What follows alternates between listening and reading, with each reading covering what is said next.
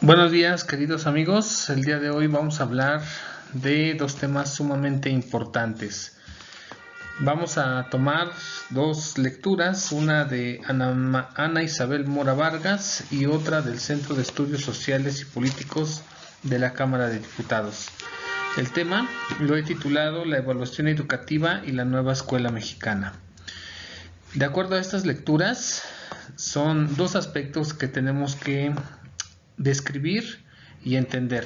Por un lado, la evaluación y por el otro lado, la nueva escuela mexicana. El presente trabajo se basa en estas dos partes. Para la autora Ana Isabel Mora Vargas, en la lectura titulada La evaluación educativa, conceptos, periodos y modelos, nos hace todo una descripción de lo que es la evaluación, desde la definición, las funciones, los periodos y los modelos de evaluación. Es una lectura sumamente importante y clarifica lo que es la evaluación.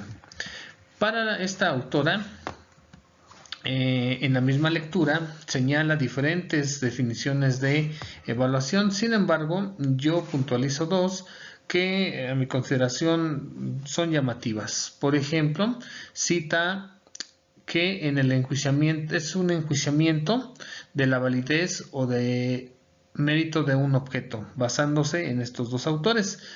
También la autora cita a González y Ayarza y nos dice que la evaluación es un instrumento para sensibilizar el quehacer académico y facilitar la innovación. Sin duda alguna, estas dos definiciones nos dan pauta para entender lo que es la evaluación. No únicamente emitir un juicio, sino puede ser también una oportunidad de aprendizaje, de valoración de los objetivos, y esta evaluación se puede aplicar no únicamente en el ámbito académico, sino también en cualquier momento y actividad de la sociedad. En esta lectura nos hablan de las funciones de la evaluación, las cuales para la autora son 4: la diagnóstica, la instructiva, la educativa y la autoformadora. Dentro de la diagnóstica, pues sirve de guía para tomar acciones hacia la calidad educativa, un concepto que es muy importante en las últimas reformas educativas. La instructiva nos dice, produce una síntesis de los indicadores y el currículum. La educativa señala la percepción hacia nuestro trabajo como docentes. Y por último, la autoformadora, es decir, podemos aprender de una misma evaluación o de la evaluación en sí. Esta orienta al quehacer académico hacia mejores resultados. Dentro de la lectura del texto también se señalan las normas. Según la autora, las normas de la evaluación son 4. Una evaluación debe de ser útil, factible, ética y exacta. 4 normas. Bien, y también nos da un recorrido a través de la formación teórica de lo que es la evaluación. Para esto se clasifican en generaciones. Existen, de acuerdo a esta autora, 4 generaciones. La primera se le llama la mediación, que comprende el periodo pre-tayleriano, de acuerdo a un teórico muy importante, Tyler, un teórico muy importante sobre la evaluación, y todo lo que pasa antes de sus aportes se le llama la primera generación o también la mediación. La segunda generación, titulada descriptiva, se enfoca a los aportes de Tyler, el periodo tayleriano. La tercera y cuarta generación podemos llamarla post-tayleriano. Y aquí se titulan juicio y constructivas, la tercera y la cuarta respectivamente. Abarca el periodo de la inocencia, así lo señala la autora, el realismo, el periodo profesional y la autoevaluación. Bien, continuamos con la siguiente. También la misma lectura nos habla de modelos de evaluación. Existen 4 modelos de evaluación que nos va a presentar la lectura. El primero se llama la pseudoevaluación y esta se enfoca principalmente a investigaciones encubiertas. Comprende dos aspectos. Las investigaciones encubiertas que van precisamente con el propósito de mantener o incrementar el poder o los recursos económicos del cliente. Y también vienen los estudios basados en relaciones públicas. Estos principalmente se refieren a la imagen positiva del objeto. Se le llama pseudoevaluación porque quizá no cumple con la norma que establece la autora, ser realista. Sino, aquí la evaluación maneja ciertos objetivos, ciertas líneas. El segundo modelo que se presenta es la cuasi-evaluación. Esta está presente o compuesta por los estudios basados en objetivos, los cuales se parte de los objetivos basados o pensados por las personas para cumplir ciertas actividades. También dentro de la cuasi-evaluación encontramos los estudios basados en la experimentación. El tercer modelo es la evaluación verdadera. Esta, quizá por el título, cumple con las 4 normas que debe de tener una evaluación. Es decir, los estudios para la toma de decisiones. Una evaluación nos debe de servir para tomar decisiones. Un estudio centrados en el cliente. ¿Cuál es el cliente? Pues en el ámbito académico sería el alumno. Estos modelos, cabe señalar que en la lectura se manejan con terminologías propias del ámbito empresarial o de la mercadotecnia. Sin embargo, si aterrizamos estos modelos al ámbito educativo, podemos claramente visualizar la utilidad y la importancia de estos modelos y de la evaluación en nuestro quehacer diario. Ejemplo, la evaluación verdadera tiene una característica o una parte que se llama los estudios centrados en el cliente. Aquí nuestro cliente, ¿quién sería? Pues sería el alumno, es decir, el eje o el centro del proceso de enseñanza-aprendizaje sería el alumno. Y esa opinión y esa concepción pues nos va a dar elementos tanto cuantitativos como cualitativos para mejorar nuestro trabajo o visualizar los objetivos y tomar mejores decisiones. Los estudios políticos. Dentro de la evaluación educativa, yo considero que existen factores tanto internos en una institución educativa como externos.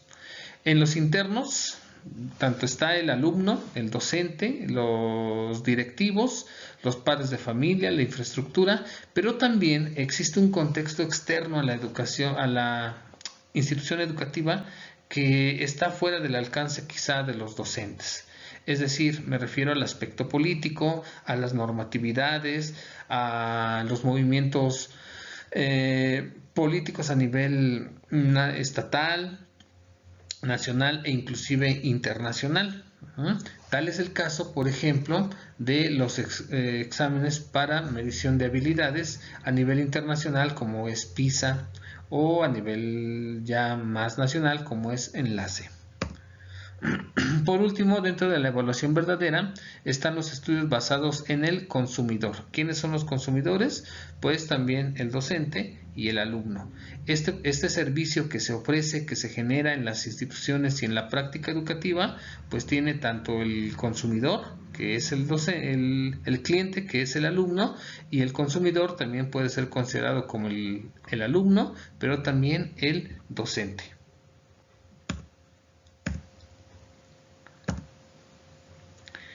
Dentro de los estudios políticos, pues aquí valora los méritos políticos. Aquí podemos hacer una valoración de las reformas educativas que se han establecido en las últimas décadas.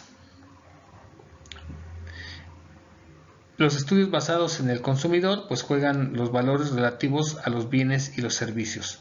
Hay que valorar el servicio educativo que se está dando tanto a nivel local, nacional e inclusive internacional. Y el último modelo, que a mí me parece, bueno, todos los modelos me parecen muy interesantes, pero de aquí hay un parteaguas para la siguiente lectura, la evaluación holística.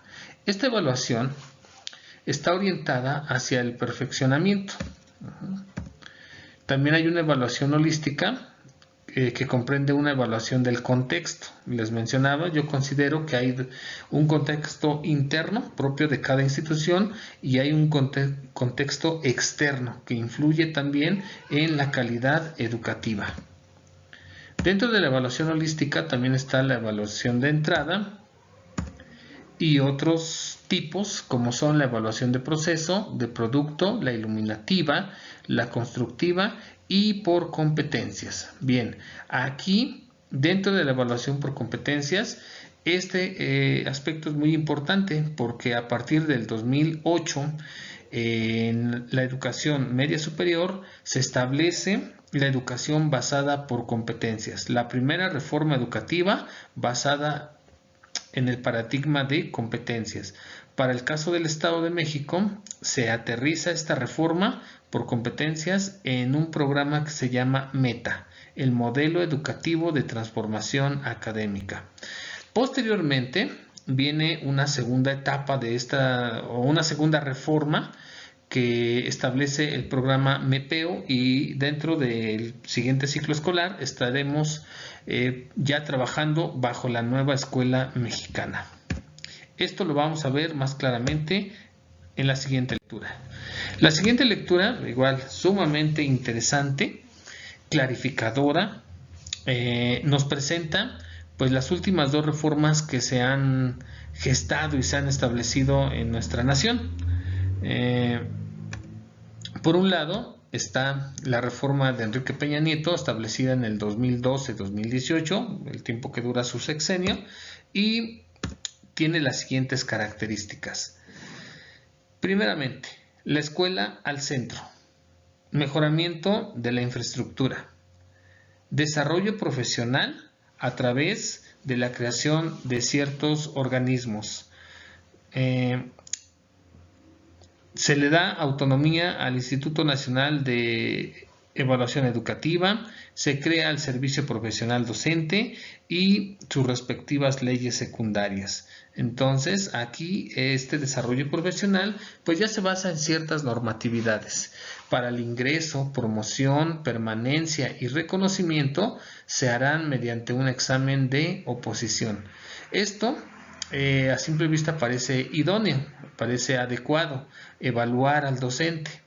¿Es necesaria la evaluación al docente? Sí.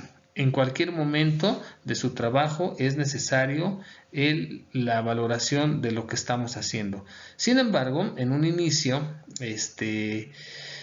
a partir del 2014, que se inicia con la primera etapa de la evaluación por permanencia, pues resulta había un desconocimiento por nosotros los docentes qué era lo que iba a pasar. No se conocía a profundidad qué era lo que contenía o lo que comprendía la evaluación por permanencia. Y al haber un desconocimiento de estos parámetros y indicadores, pues se vuelve hay un revuelo, ¿no? Toda una incertidumbre, una inquietud por esta reforma. También hay una modificación a los planes y programas que se van a reflejar en un nuevo modelo educativo que se llama MEPEO. Se trata de combatir, a mi consideración, desde el 2008, cuando se establece la primera etapa de educación por competencias en educación media superior, cuatro problemáticas o algunas problemáticas muy particulares a nivel nacional: la cobertura, la equidad, la calidad de la educación y la inclusión. Hay estudios estadísticos que nos muestran que la educación básica comprende toda una cobertura en la población en edad a cursarla. Sin embargo, esta eficiencia terminal se va viendo reducida conforme se llega al bachillerato y posteriormente a la educación superior. Es decir, Un ejemplo, si de 100 alumnos que ingresaron a la educación básica, preescolar, primaria y posteriormente secundaria, el 60%, es un ejemplo, termina el bachillerato y solamente el 8% termina la educación superior. Es decir, no hay una cobertura total de toda la población en edad de cursar estos grados. Por eso es que con esta reforma se sigue haciendo hincapié en la equidad e inclusión. Vuelvo a mencionar, desde mi punto de vista, la educación por competencias tiene ya 3 etapas o 3 modalidades. La primera, en el 2008, aún estaba el presidente Felipe Calderón, se establece esta reforma educativa, se establece para el Estado de México el modelo META.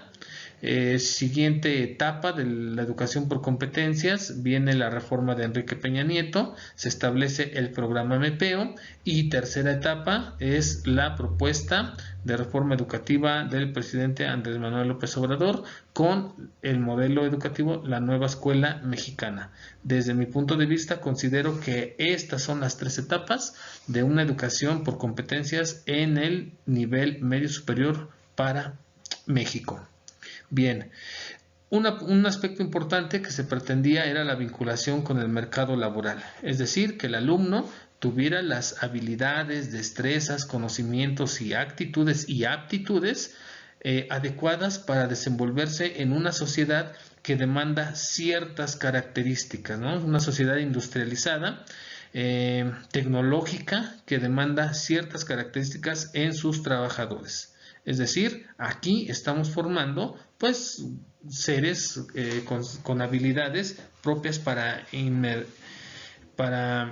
mercado laboral que está vigente, ¿no? Y que demanda ese tipo de trabajadores. Sin embargo, no toma en cuenta la parte del humanismo, lo que sí hace la nueva escuela mexicana. Aparte de habilidades, ahora se tiene o se pretende pues, revalorizar más al ser humano. Aunque el concepto de competencia sí abarca el aspecto de habilidad, actitud, aptitud y conocimiento, y en el aspecto de el ser o en el de actitud pudiera citarse o enmarcarse el aspecto humanista, lo hace pues, de una manera meramente laboral. La reforma administrativa, de característica de esta reforma de Enrique Peña Nieto, pues va más hacia la gobernanza y el control del sistema educativo, dejando o disminuyendo la influencia y el poder de los sindicatos.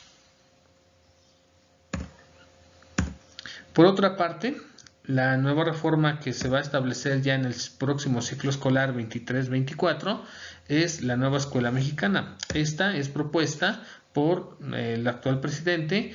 Sin embargo, la nueva propuesta de la nueva escuela mexicana se basa en las críticas a la reforma anterior. Y aquí nos dice que el punto principal es erradicar la inequidad. Entonces, desde el 2018, desde la primera etapa de la educación por competencias en el bachillerato, un objetivo era erradicar la inequidad, tener mayor cobertura y una educación de calidad. Y en las 3 reformas las encontramos presentes, por lo que indica pues que ninguna de las 3 ha logrado cumplir con este punto. Las escuelas normales son fundamentales. Nuevamente se le da importancia o se van a fortalecer la educación normalista, que es donde emergen todas los docentes, ¿no? De educación básica. En el nivel medio superior, pues es un nivel más diverso. Hay docentes de extracción normalista o de formación normalista, pero también hay docentes universitarios, es decir, estudian una licenciatura sin alguna formación normalista, sin mayores bases pedagógicas o didácticas. Es por eso la capacitación constante. Bien, un aspecto que a mí me llama mucho la atención de la presente reforma es la educación superior obligatoria.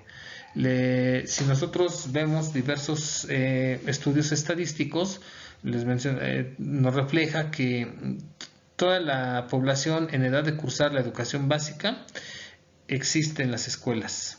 Entonces hay una cobertura total en educación básica, pero esa cobertura se va viendo disminuida conforme ingresan al nivel medio superior y obviamente al nivel superior. Esta reforma educativa tiene como paradigma que lo sustenta el humanismo, por lo tanto promueve una educación o ensalza una educación en valores, se preocupa por la historia, la geografía y el arte, revalorizar al ser humano y con ello también revalorizar al docente. Anteriormente se tenía un esquema de mayores ingresos salariales por la carrera magisterial. Esos ingresos salariales, con la reforma de Enrique Peña Nieto, se quita esa carrera magisterial y se establece pues el incentivo por el resultado en la evaluación por permanencia. Todos los que fuimos evaluados, si lograbas tener un resultado de excelente o de satisfactorio, bueno, pues tenías derecho a cierto incremento salarial. Esa era la forma de cómo ir mejorando salarialmente. Sin embargo, ahora se quita ese esquema porque también se elimina la evaluación docente de carácter punitivo. La evaluación docente seguirá existiendo porque es fundamental y es una parte importante tanto para el docente y para el trabajo que realizamos, y no únicamente para el docente, sino nosotros en la vida cotidiana constantemente estamos valorizando, estamos tomando decisiones en base a ciertos resultados que vemos.